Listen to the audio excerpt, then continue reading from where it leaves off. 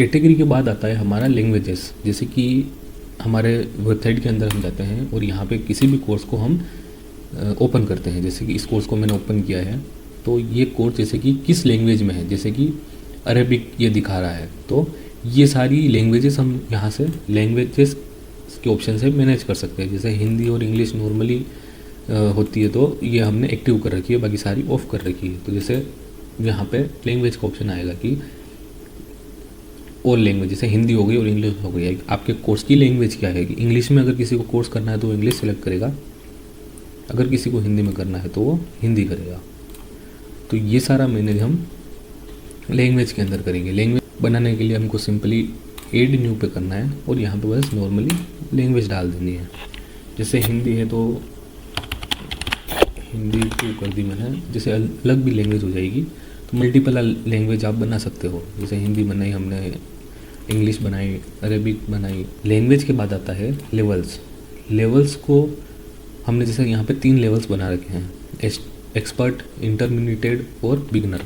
आप अगर level 1, level 2, level 3 इस तरीके से अगर आपको क्रिएट करने हैं तो वो भी आप क्रिएट कर सकते हो। जैसे मैं यहाँ पे लेवल 1 करता हूँ, तो जैसे लेवल 1 किया तो वो सेव कर देता हूँ और हम जब एक जाएंगे और भी एक जाएंगे और यहाँ पे हमारा लेवल 1 का लेवल यहाँ पे सेट हो गया। अब ये कहाँ शो होगा, अगर हम कोर्स के अंदर जाते हैं, रिलोड करेंगे वेबसाइट को, रिफ्रेश करेंगे, उसके बाद में जैसे अगर कोई आता है, स्टूडेंट आता है जिसको बिजनेस में जाना है, बिजनेस के अंदर कैटेगरी के अंदर जाता है, तो उसको बिजनेस को सेलेक्ट करेगा।